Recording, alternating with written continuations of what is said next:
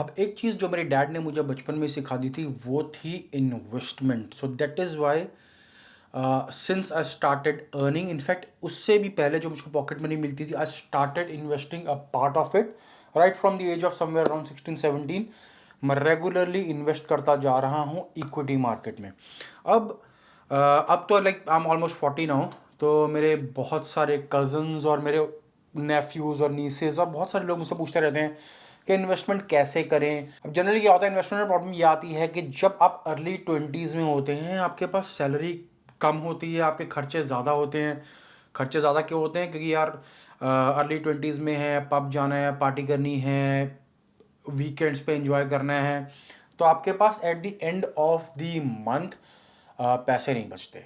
तो ये सबसे बड़ी जो एक समस्या है आजकल, वो ये आती है कि इन्वेस्टमेंट कैसे करें। तो बहुत लोग मुझसे पूछते हैं कि हम इन्वेस्टमेंट कैसे करें, eight the end of the month हमारे पास पैसे बचते ही नहीं हैं। और दूसरी बात ये होती है कि इंडियन सिनेरियो के अंदर क्या होता है ना, कि जब तक आप पढ़ाई कर रहे हैं, पेरेंट्स, फादर वो आपके सारे एक्सपेंडिचर उठाते हैं, आपको कहते हैं चल यार मेरे बच्चे तू बस पढ़ता रहे, तू पढ़, खूब पढ़ाई कर और खर्चे की टेंशन मत ले। हम अपने पेरेंट्स के साथ रह रहे थे, मेरे साथ भी यही था, मैं अपने डैड के साथ रह रहा था, सब एक्सपेंसेस वही करते थे। तो हमारे को वो जो नीड, जो अर्जेंसी होती है ना कि हमें इन्वेस्ट करना है, वो कभी आती नहीं है।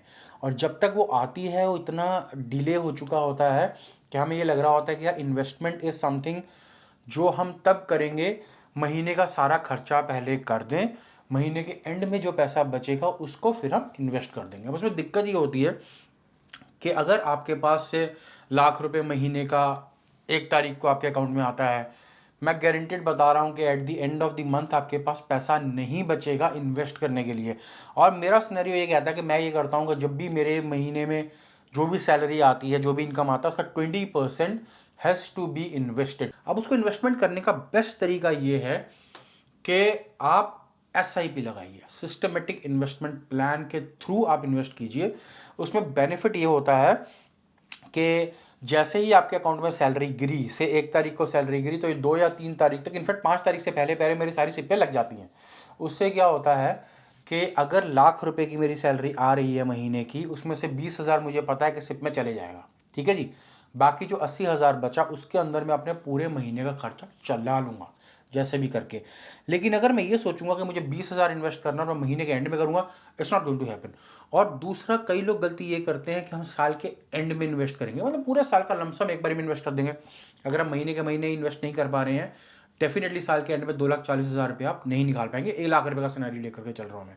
इसलिए best way is to do the SIP. और सिप को आप एक खर्चे की तरह मानिए। जैसे अगर आपने बाइक ली है या कुछ भी लिया है, उसकी आप EMI पे करते हैं। वैसे लॉजिकली स्पीकिंग दोस्तों, अगर आप बाइक वगैरह या कोई चीज़ परचेज कर रहे हैं जो डेप्रिशिएबल एसेट है, उसके ऊपर आपकी कभी भी EMI नहीं होनी चाहिए। अगर आपके अकाउंट में पैसा है तभी आप लीजिए। मैं कभी भी EMI रिकमेंड नहीं करूँगा। मैंने जो कार भी अभी परचेज की थी, I have not purchased it on EMI। कोई लोन नहीं है मेरे सिर पे, इस घर को छोड़ के और कोई लोन नहीं है मेरे पास। तो and I am like a firm believer that there should be no loan whatsoever. घर एक ऐसी चीज़ है कि इट्स अ ह्यूज इन्वेस्टमेंट, तो डेफिनेटली लोन लेना पड़ता है। तो पॉइंट ये है कि डेप्रिशिएबल एसेट के ऊपर कभी लोन नहीं होना चाहिए।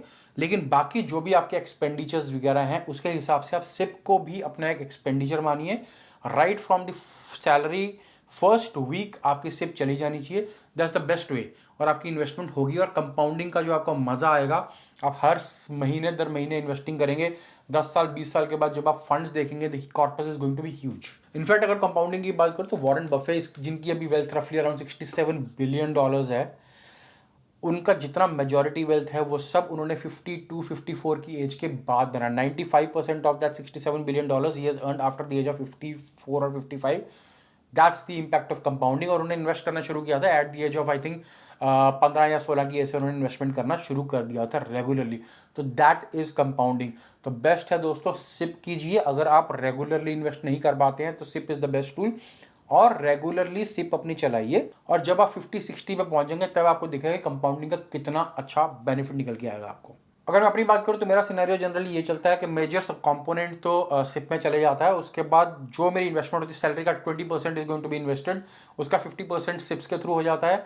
बाकी जो है मैं एक्टिवली मार्केट्स में ट्रेड करता हूँ, equity markets as well as crypto में।